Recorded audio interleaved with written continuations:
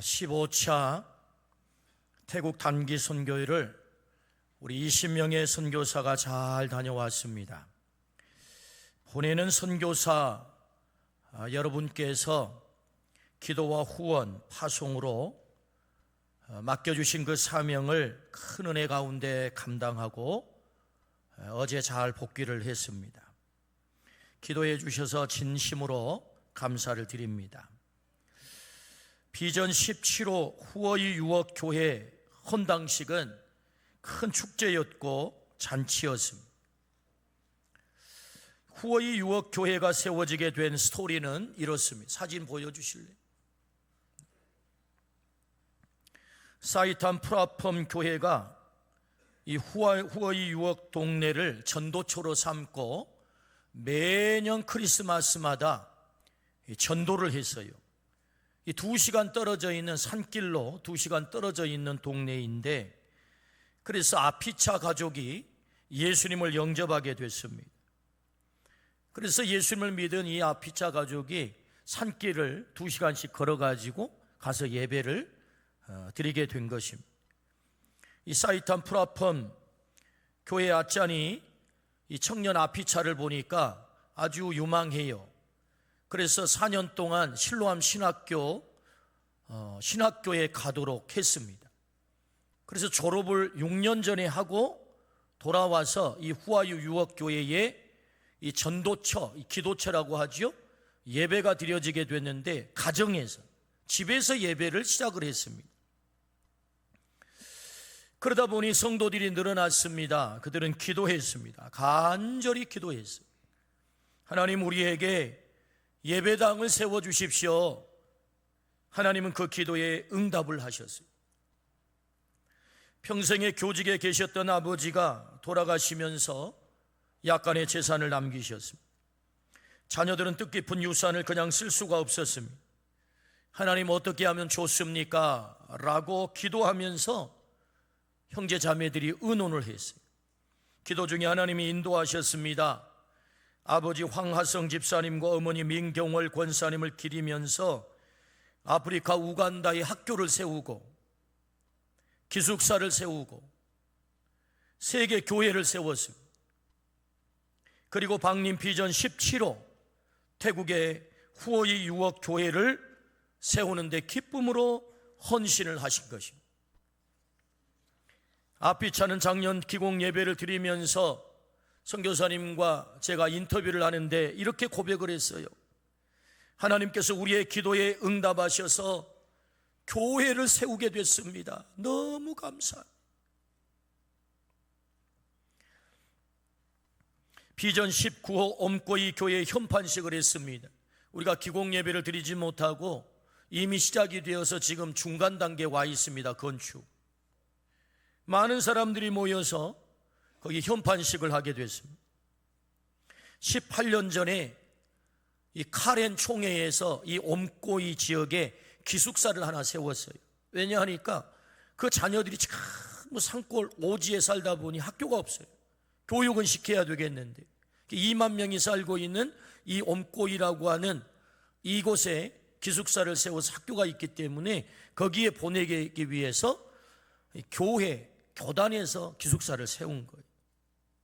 이 아이들과 더불어 식당에서 예배를 드리기 시작을 했습니다. 아주 초라한 식당에서 매주 예배를 드리는데, 그 수팝이라고 하는 아짠은 목회자를 말해요. 아짠이 이렇게 고백을 했어요. 우리 아이들과 이 기숙사 식당에서 예배를 드리면서 우리는 기도했습니다. 하나님, 이곳에 예배당이 세워지기를 우리는 13년 동안 기도했습니다. 13년 동안 기도할 때 방림교회에서도 기도하는 집사님이 계셨습니다. 하나님, 자녀들 이름으로 교회를 세우게 해주십시오라고 기도하는 한 집사님이 계셨습니다. 하나님이 이 땅에서 부르시기 전에 교회를 세우는 데 쓰임받겠다는 꿈을 가지고 구순이 되신 우리 김정권 집사님께서 날마다 기도를 하며 참기름을 짜셨어요. 여러분, 우리 방림동에 오면 아주 고소한 냄새가 납니다. 오복 참기름집 참기름입니다. 여러분, 어느 참기름집보다 더 냄새가 고소해요. 구순이 되신 우리 집사님이 일을 중단하지 않고 매일 일을 하시면서 하나님, 나 불러가기 전에 자녀들 이름으로 교회를 세우면 좋겠다 기도를 하면서 그 일을 감당하신 것입니다.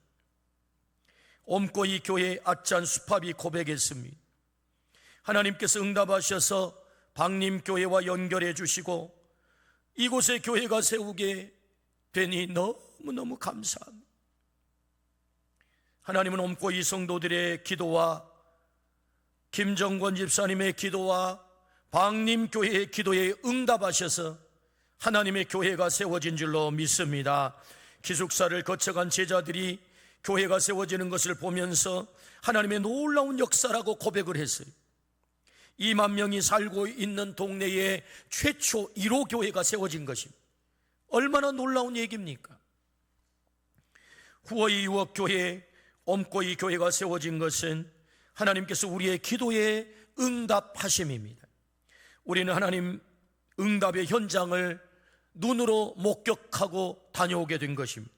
기도는 반드시 응답된다. 기도는 능력이다. 그 현장을 우리 모두가 두 눈으로 똑똑히 보았습니다. 오늘 본문의 말씀은 기도가 능력임을 우리에게 가르쳐 주시는 말씀입니다. 너는 내게 부르짖으라 내가 내게 응답하겠고 네가 알지 못하는 크고 은밀한 일을 네게 보이리라.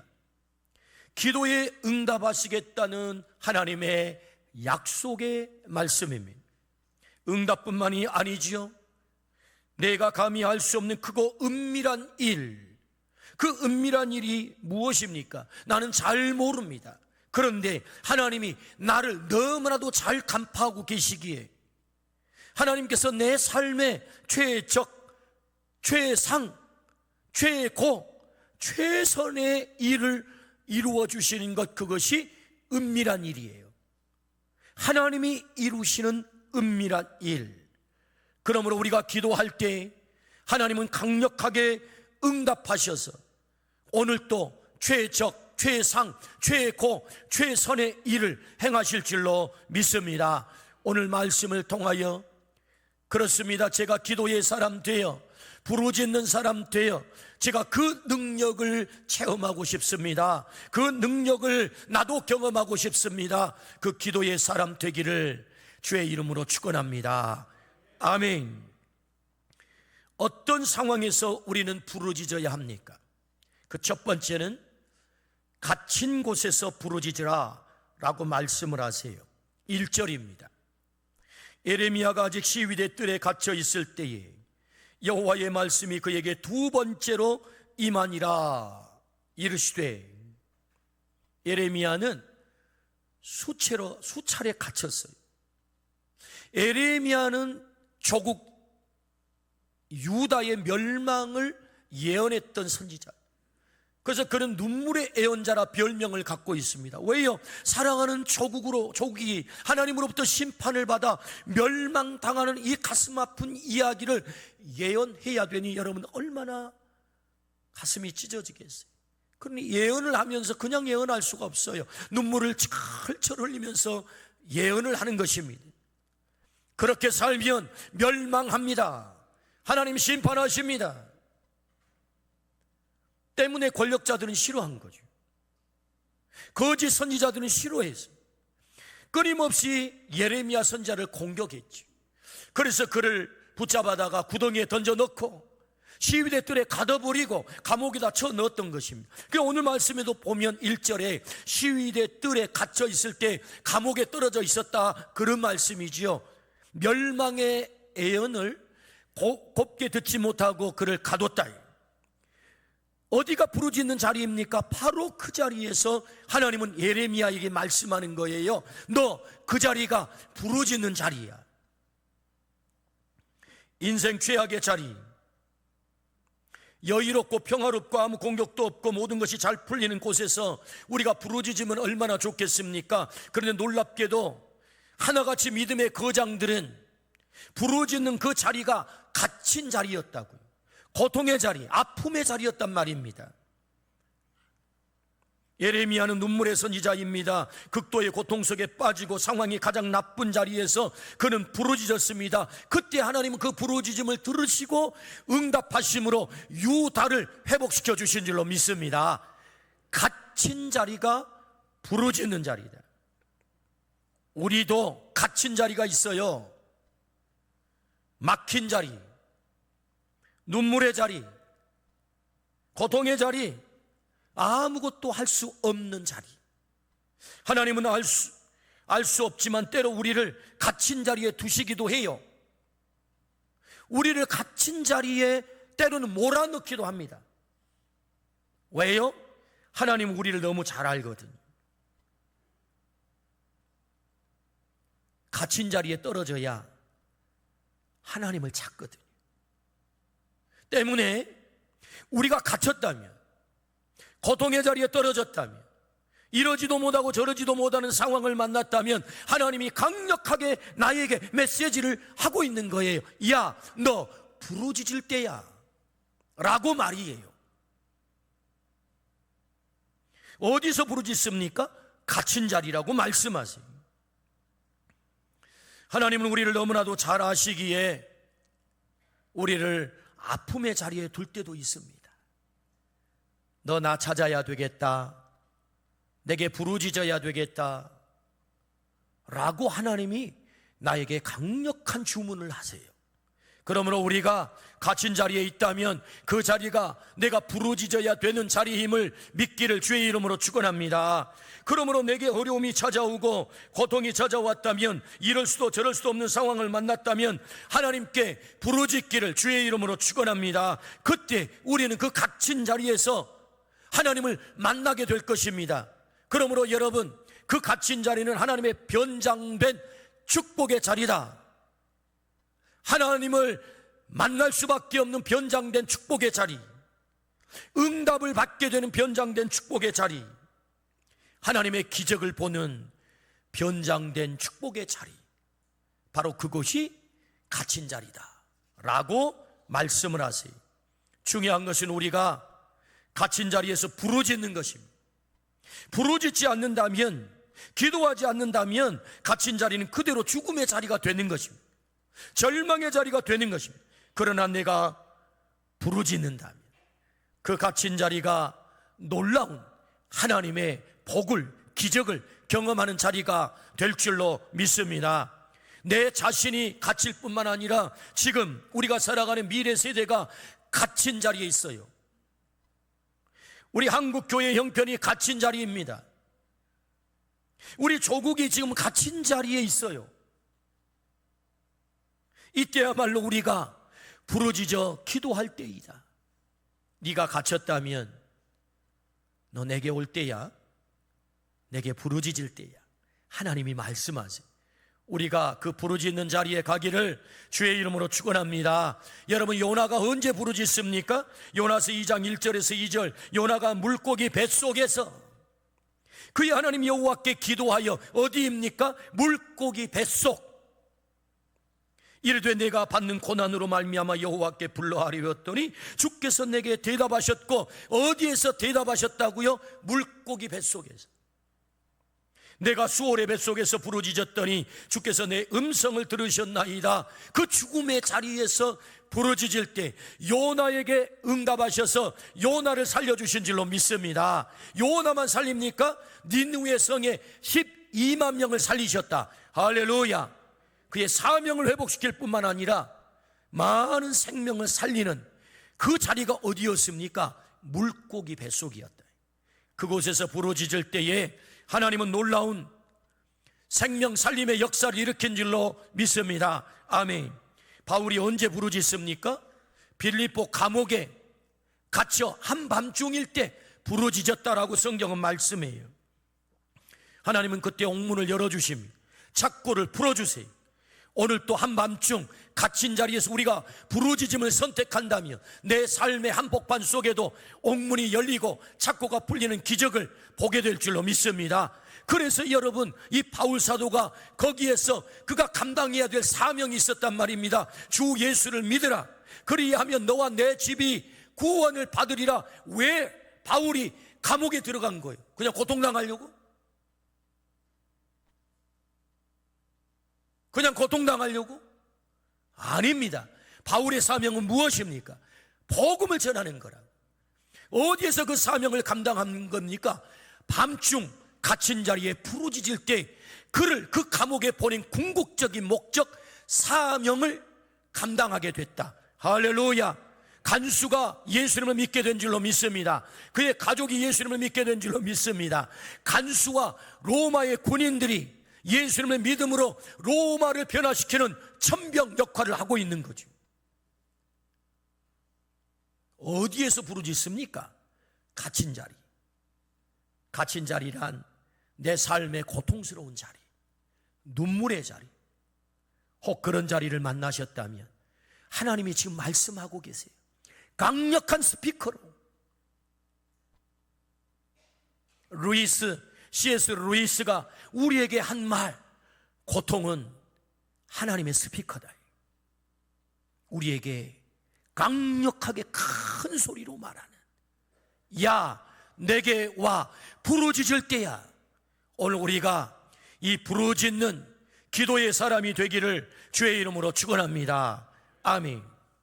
그렇다면 여러분, 왜 부르짖어야 하나님은 응답하시는 겁니까?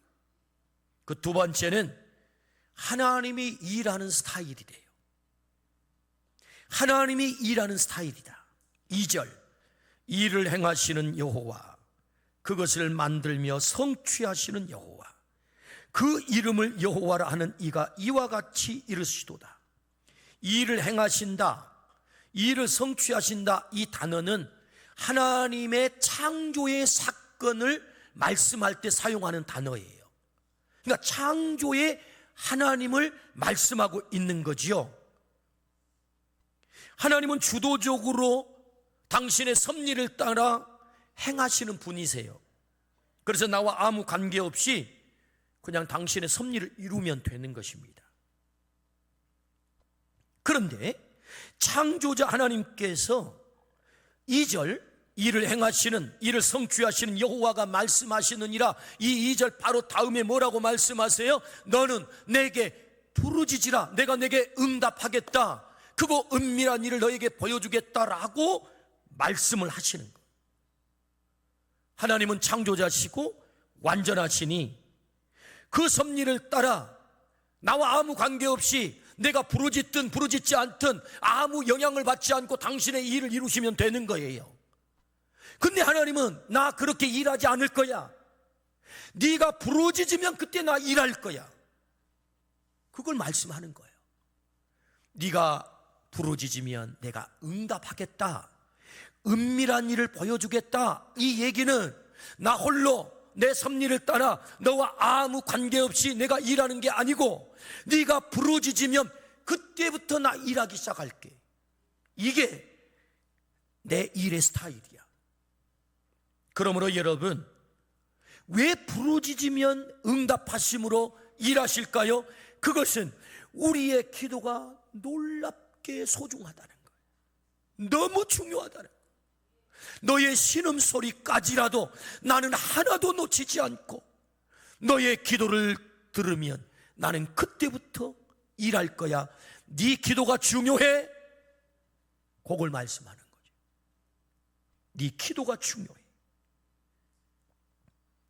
내가 일하는 스타일, 너의 기도가 나를 일하게 할 거야. 그러므로 기도가 능력인 줄로 믿습니다. 기도가 하나님을 일하게 하시는 일인 줄로 믿습니다. 기도는 하나님의 그래서 일인 것입니다. 오늘 우리가 하나님의 스타일을 알았다면 기도로 하나님을 일하게 하기를 주의 이름으로 축원합니다.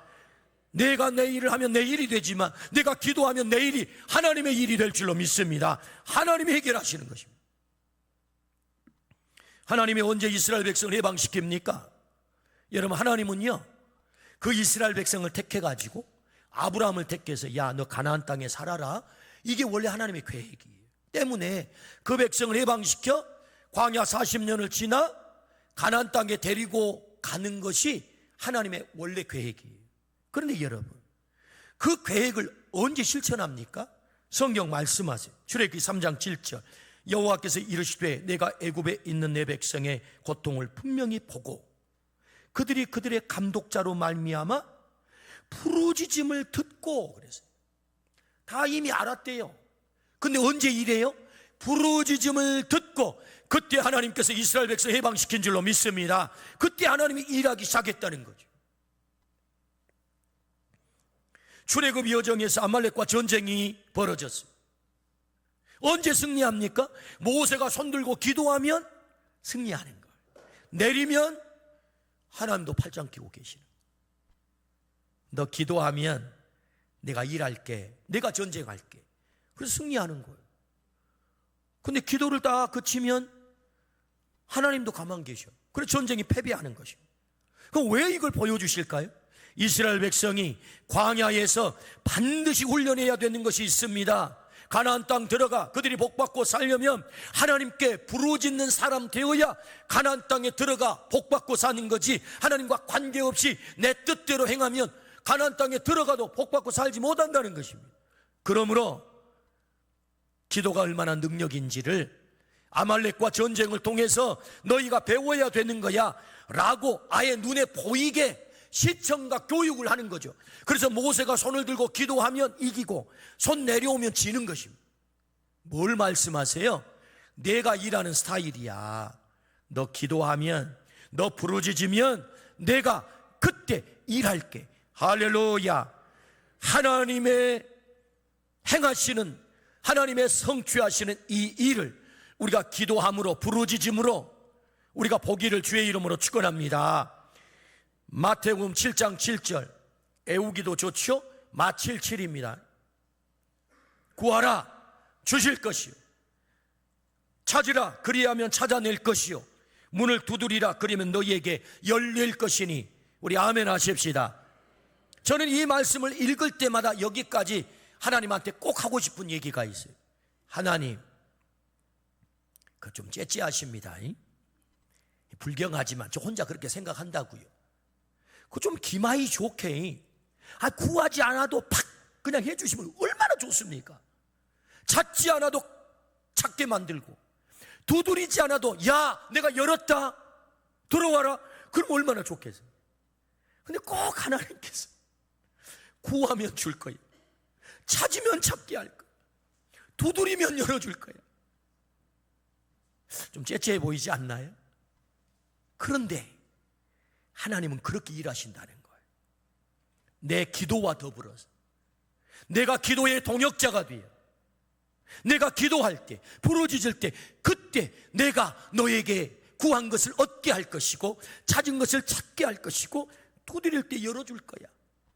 그러므로 여러분, 우리의 부르짖음이 얼마나 놀라운 능력입니까? 하나님을 일하게 하시는 일이니 하나님의 스타일, 어떻게 해요?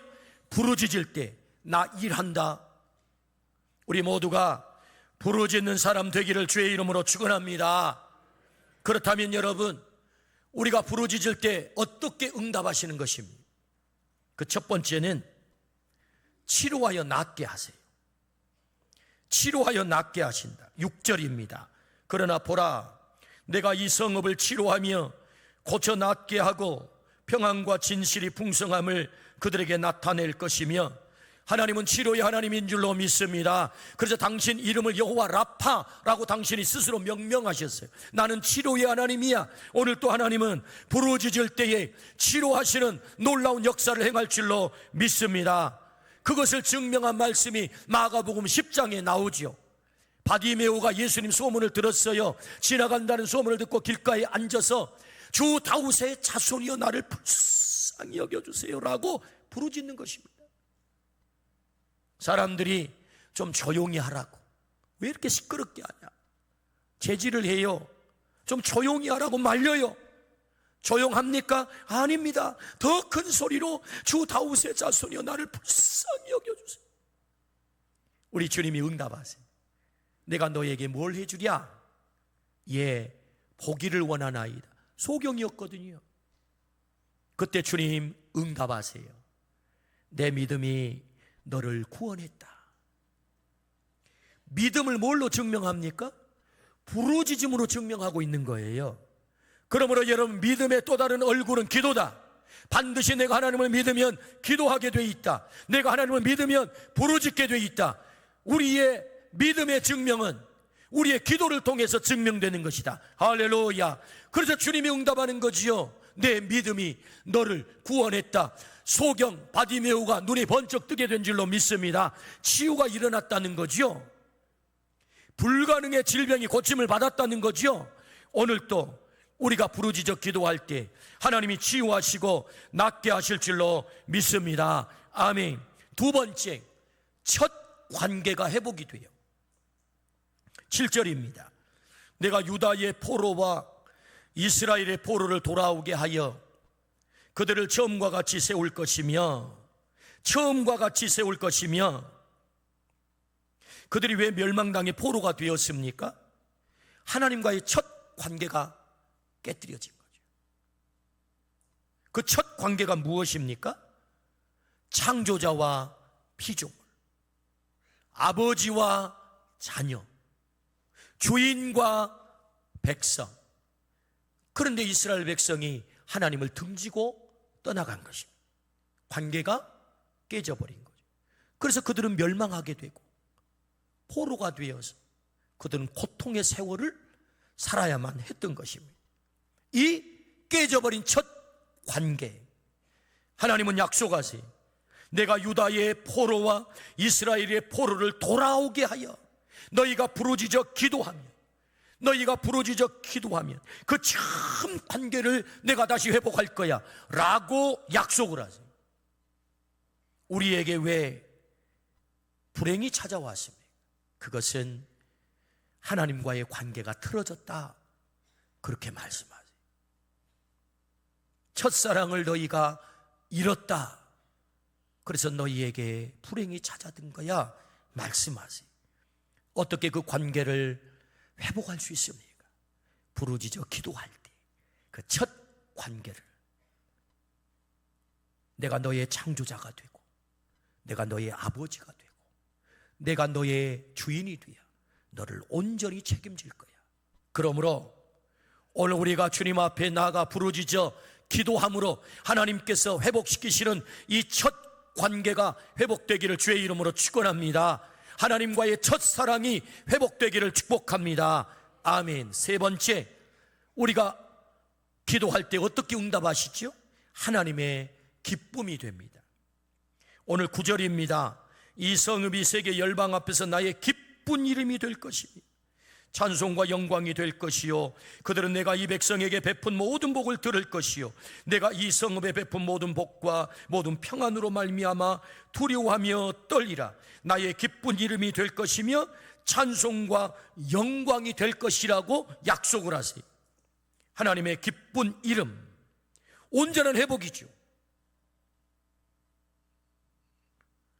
시편 40편 1절에서 2절 말씀에 내가 여호와를 기다리고 기다렸더니 귀를 기울이사 나의 부르짖음을 들으셨도다. 나를 기가 막힐 웅덩이와 수렁에서 끌어올리시고 내 발을 반석 위에 두사 내 걸음을 견고하게 하셨도다. 다윗이 수렁에 빠졌대요. 웅덩이에 갇혔대요. 그의 인생이 시궁창 속에 들어갔답니다. 그때 하나님께 다윗이 부르짖었어요. 하나님이 귀를 기울이시고 들으셨습니다. 그리고 그를 반석 위에 세워주신 줄로 믿습니다. 그 반석이 누굽니까? 하나님의 반석. 세상의 권력도 흔들려요. 재물도 흔들리는 것입니다. 우리가 믿고 붙잡았던 것 다 흔들립니다. 이 세상에 안 흔들린 것 어디 있어요? 그러나 여러분, 영원히 흔들리지 않는 내 삶의 반석이 있다. 그분이 우리 하나님이신 줄로 믿습니다. 다윗을 하나님 위에 세워주신 줄로 믿습니다. 어떻게? 수렁과 웅덩이에서 끌어올리셔서 내 발을 반석 위에. 언제요? 부르짖을 때. 그리고 그 다윗에게 하나님이 말씀하시죠. 너는 내 마음에 합한 자야. 너는 내 기쁨이야. 다윗을 하나님의 기쁨 삼아 주신 줄로 믿습니다. 하나님의 기쁨 되게 한 줄로 믿습니다. 수렁에서 비록 그가 고통의 날이 있었지만 하나님은 끌어올리셔서 하나님의 반석 위에 그를 세우셨다 말씀하세요. 요한복음 14장 13절에 너희가 내 이름으로 무엇을 구하든지 내가 행하리니 이는 아버지로 하여금 아들로 말미암아 영광을 받으시게 하려 함이라. 내가 예수 그리스도 이름으로 나아가 부르짖어 기도하면 응답함으로 건건이 응답할 때마다 누가 영광을 받습니까? 하나님이 영광을 받아요. 야, 내가 너에게 응답하면 그것이 내게 기쁨이 되는 거야. 그러므로 여러분, 우리가 많이 부르짖을수록 많이 응답받게 될 줄로 믿습니다. 많이 응답받을수록 하나님의 기쁨이 될 줄로 믿습니다. 그러므로 우리가 부르짖어 기도할 때 어떻게 응답하세요? 하나님의 기쁨이 되게 만드신다. 우리 모두가 하나님의 기쁨 되기를 축복합니다. 아멘. 주님이 말씀하셨습니다. 너는 내게 부르짖으라. 우리의 갇힌 자리, 아픔의 자리, 그곳이 부르짖는 자리야. 네가 일하는 스타일이거든. 네가 부르짖어 기도하면 그때 내가 일할게. 네가 나에게 일할 수 있도록 많이 부르짖으면 좋겠어. 기도가 능력이야. 부르짖어 기도할수록 내가 더 많이 일하게 될 거야. 우리 주님 말씀하세요. 그러므로 우리가 부르짖어 하나님의 치유하시는 이 치유를 경험하기를 축복합니다. 우리의 삶의 회복을 경험하기를 축복합니다. 뿐만 아니라 하나님 말씀하세요. 너는 나의 기쁨이 될 거야. 내가 너를 기쁨으로 세울 거야. 너와 나 사이의 처음 관계, 그 관계가 회복될 거야. 말씀하세요. 우리 모두가 부르짖어 기도함으로 이 놀라운 하나님의 기쁨 체험하기를 축복합니다. 아멘. 기도하십시다. 너는 내게 부르짖으라. 내가 내게 응답하겠고 네가 알지 못하는 크고 은밀한 일을 내게 보이리라. 약속하신 하나님, 우리의 삶의 자리, 아픔의 자리, 눈물의 자리, 갇힌 자리, 주님 그곳에서 낭망하지 않게 하시고 하나님을 바라보고 부르짖게 하여 주옵소서. 부르짖을 때 하나님 일하신다 약속하여 주셨사오니 그 능력을 체험케 하여 주옵소서. 하나님, 나의 아픔이 치유되게 하여 주옵소서. 내 문제가 해결되게 하여 주옵소서. 하나님과의 관계가 회복되게 하여 주옵소서. 처음의 사랑이 회복되게 하여 주옵소서. 그리하여 하나님의 기쁨이 되게 하여 주옵소서. 예수 그리스도의 이름으로 기도드리옵나이다. 아멘.